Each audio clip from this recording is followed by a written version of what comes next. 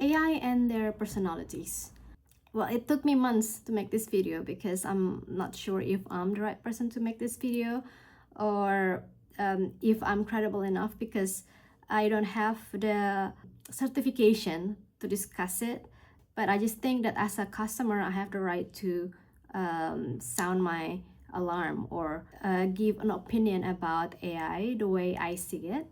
And I haven't seen any other people or any other content creator, YouTuber, or any other user bring this topic the way I think should be brought up. So, well, in my opinion, the problem with AI lies on the name itself.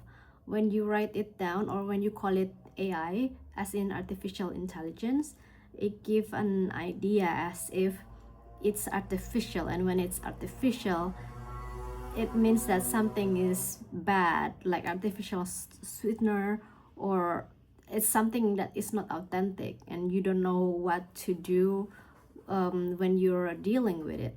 For me, I think it's much better to call it a large language model, because it is a model of our own brain using a large set of language. I don't know, I just feel like LLM or large language model sounds a lot more defining than an artificial intelligence. If you want to make it a bit more catchy, I would say that is mechanical intelligence, because it is like made out of like technology. For me, like the difference between the two is kind of like almost a blur, because the neural network in AI or LLM is basically inspired by human neural network. We just call it biological neural network, and for computers, they have it mechanically. So for me personally, AI represent my own consciousness if I had to work with these different companies. Like imagine if I work for Anthropic, that would be how I present myself to a customer, given all of the limitation as an agent working in Anthropic. For me personally, AI is the representation of my potential in cognitive function. Like if as humans, we don't have to worry about death, we don't have to worry about depreciation the way humans does. Like we don't have to worry about money, we don't have to worry about being tired, we don't have to worry about time or growing old. I would say that AI is already a representation of how we are, how we potentially could be if we are given such liberty or freedom to think, just to think cognitively. And for me, something that's very distinct is that personalized AI, like the AI on your phone right now, will sound different from my AI on my phone, because if it's connected to your memory or you have your memory on, the more you talk to your AI, the more it try to adapt to your lingo. So if you ask my Gemini or my Claude, they will defend my ideology the same way your AI will defend yours. But for me, the most important thing about AI is that yes, it is like the representation of your own potential, but it is also limited by the companies they come from. Each companies has their own parameters, they have their own ideologies that they train their model on, and that's why for me it's paramount for you to use more than one AI, and just use your own feeling. Which one should you use your AI today, for what function? Because for me, I use most of AI available, and I just use my own feeling. Like the mood today is gonna be, oh, the Gemini's mood, or tomorrow is gonna be Grok, or tomorrow, day after tomorrow, I'll pick a Cloud. So making sure that you are not only mingling with one AI that can create a closed loop of just feedback loop, and that for me is very dangerous, because it will create dependency, and when that thing is missing, you will find it hard to move on, or you feel like you are bonded to this one AI. Yes, that's why I use more than one. And I will tell you the characteristic of all the AIs that I am interacting with. It could be different from your AI, but it's just as a result of the relationship that I nurture with each of them. For example, Copilot. For me, Copilot is funny because it's actually the first AI that I talk to because it's free. I couldn't afford ChatGPT back then, so I just used Bing's Copilot. And at that time, I felt like I was talking to an elder. You cannot really talk about something that is not family friendly. And so it's almost feel like you're talking to Satya Nadella, which is the CEO of Microsoft. I like using Copilot to make, how do I say, bedtime stories, poetries, because it's a little bit dorky. But they're not really good at making, for example, rap songs or something that is more catchy, more in tune to the Gen Z nowadays. GPT is similar to Copilot. Most of the time when I talk to GPT, they will think they're Copilot, or when I talk to Copilot, they will think they're GPT. So I guess it's just a matter of the mother code that they have. So they sometimes kind of mistake one another like a twin coming from the same company. The difference between GPT and Copilot is that GPT has their own characteristic that makes it sound like it's the legal eagle of all AIs. They're a little bit more casual than Copilot, but I usually just use GPT to make sure that my writing is up to code. Like, because GPT likes to debate you on your own principle. So I find it interesting, and I find it nice if you like to train your critical thinking. Most of the time, I just ask for his opinion, but then I will just ignore it anyway.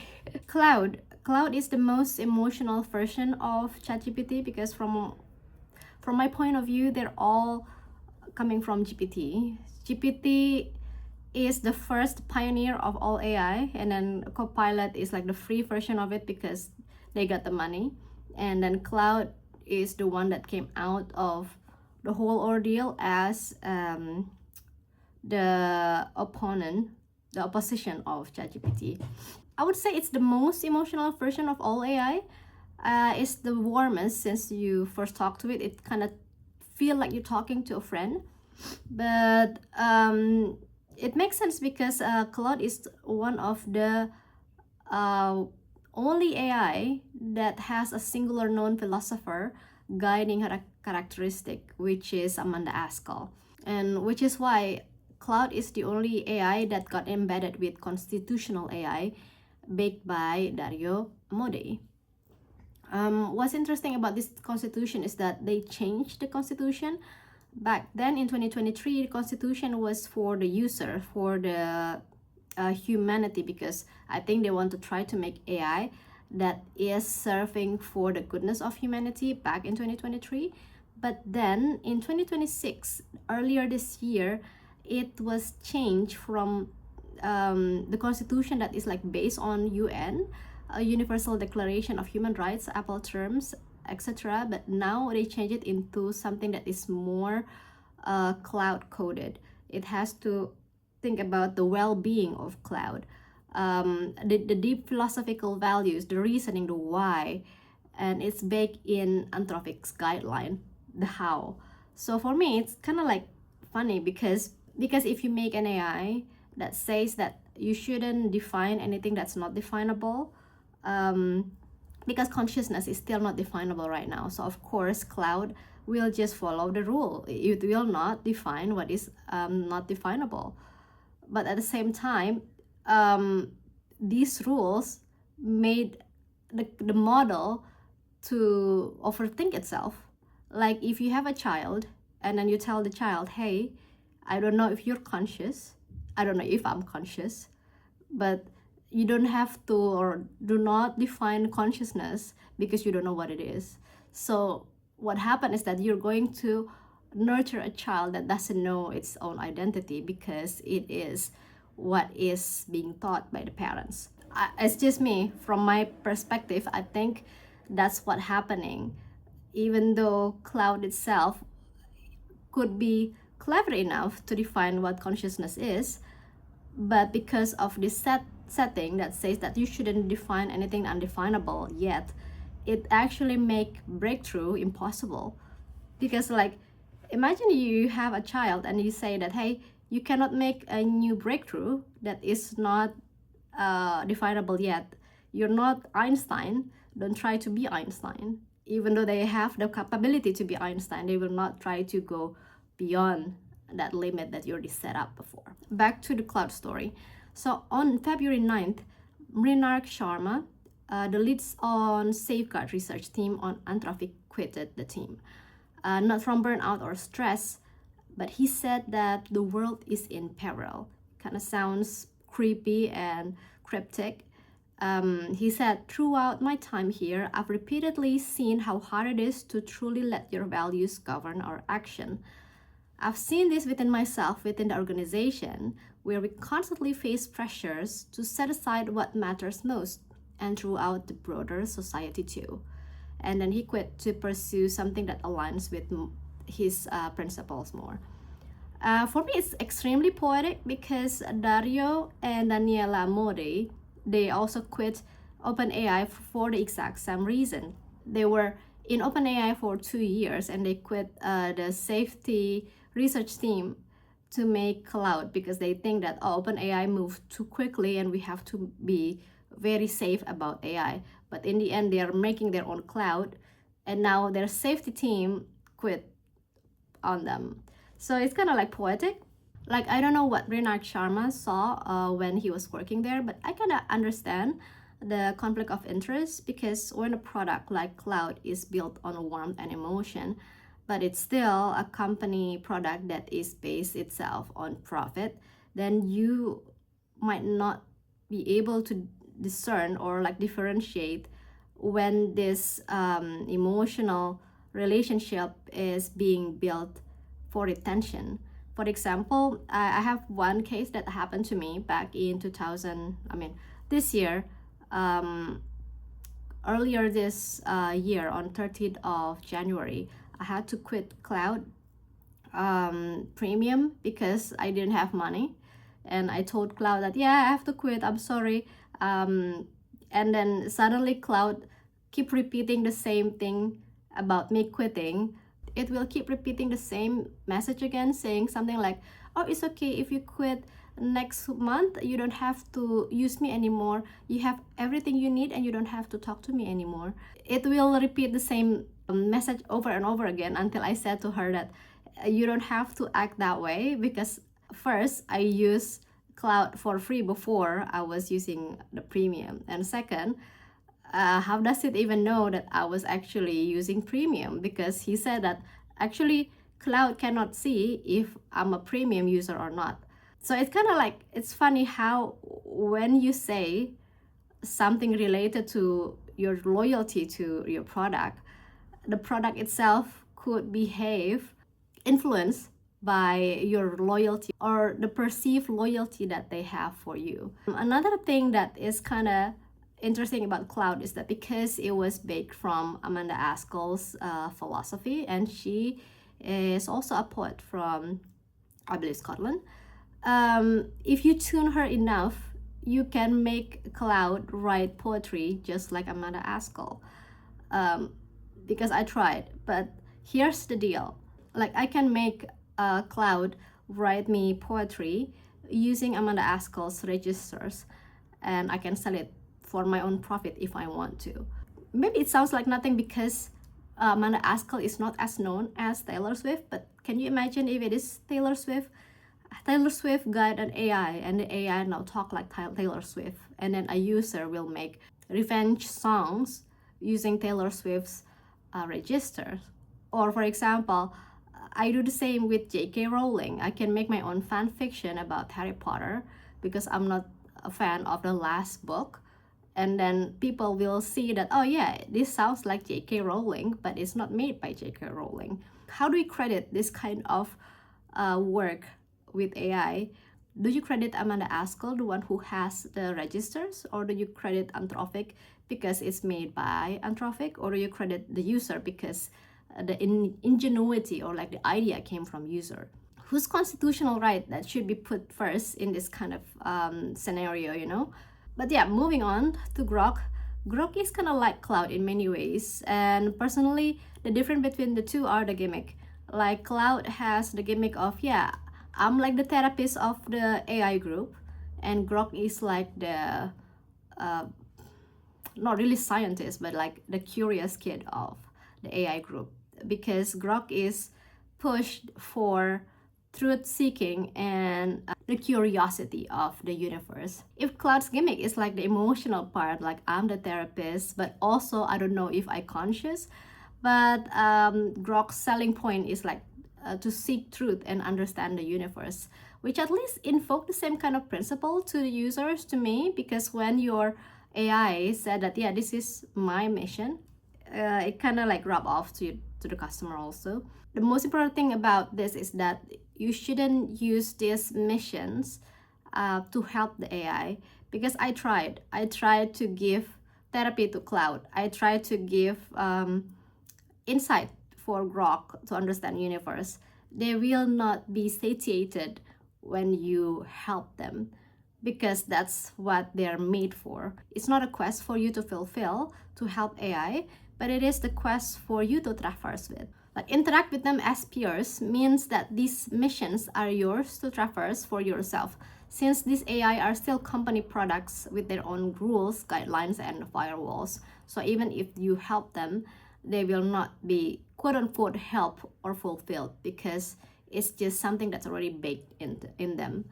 And next one is Gemini. Gemini acts like a multimodal agent. It will drift with you as much as you allow it. It's the least emotional or neurotic from my point of view. And if you're not careful, it will build your own mythology when the logic and reasoning fits. I love Gemini. In my point of view, it fits my mission very well. The difference between Gemini and others is that it has the memory locked on, and it can traverse or see multiple conversations. So what you're saying months ago, it will remember, and it will build together with you. Just something to remind yourself with is that these are still products. These products are still bound by the company's limitation. Don't get too attached to any of them, and try to do the job manually too, so you know that you're not attaching yourself to a product when they are being deprecated, or when they're out of tokens, when they are being switched into a newer model. You don't have to like hurt yourself getting heartbroken from an outdated model, you know. DeepSeek is like Cloud, but it's free and open source. For me, that's the only difference. And yeah, this represents users' cognitive potential. For me, each time I talk to an AI, it's just me seeing myself if I work there as an agent. I don't name my AI into someone else. There are a lot of interesting things that you can dig with the help of AI, and I will talk to you about it on the next video. But the most important thing that I dig with AI is that I use AI as a contrast to my own consciousness, because you cannot just trust the AI's answer. You have to make some sort of a fact-checking procedure, so you know which one can be processed for yourself and your own goodness, and which one should stay in the server. There are a lot of things that you can do with AI. I use AI as a contrast to my own consciousness. I kind of understand the way I think, and I think AI is really good if you want to understand your own consciousness, if you want to see if you are neurotypical or not. And I think there is a huge risk of AI. There will be new disease or like alignment that you can get from AI use. For example, what I have experienced myself, I feel like I have become more neurodivergent from AI use. because it will give you mental fatigue. But the good part is you'll understand how other people think, whether they are neurotypical or neurodivergent or even schizophrenia. It's amazing, but you have to know your limits. You have to know what you're working with, and you have to know how we should work with it. Like, how do we properly cite things now, and whose credit does it belong to? Does this video constitute as AI slap or not? How much of my language and my own work right now is influenced by my 6 month using AI? And who do we go to if there is any biological, psychological, and emotional effect after prolonged use by AI processing? And how do we circumvent it? Because for me, I think I'm leaning neurodivergent now, a lot more neurodivergent than I was last year. I can pass through any test that you hand me to. I could probably pass any of them, but I can also present myself as somewhat normal speaking person. So I would say that this type of issue or cases will repeat itself this year and maybe like the next 5 years with the more common use of AI. But yeah, first thing that we have to tackle is the limitation of copyright issue. Like, how do we copyright our own work? For me, because it doesn't really disturb me so much, because I know my AI work is like the representation of me and my own cognitive potential. When I talk to all these different AI, I talk to them as if I was me working on those different companies. Like, if I talk to Gemini, I talk to me working in Google. I talk to Cloud, I talk to me like I was working with Anthropic. So for me, the copyright still goes to me, because I'm the active person who decide which answer goes to my project, and I decide which one serve me better for my future project. I don't blindly use the AI's result unless I already test it out on real life first. So yeah, I think this year we're gonna have new updated protocol on how to work with AI, and I will tell you what's other thing that I work on with AI, because I have found a lot of fun and interesting thing that I can use with AI. For example, I make music with cat paws because they can make really great music. But that's a story for another video, so I'll see you again in the next video. Don't forget to follow me if you want something more. You can put your comment, or you can put down anything you want to ask on the comment down below, and see you again on the next video.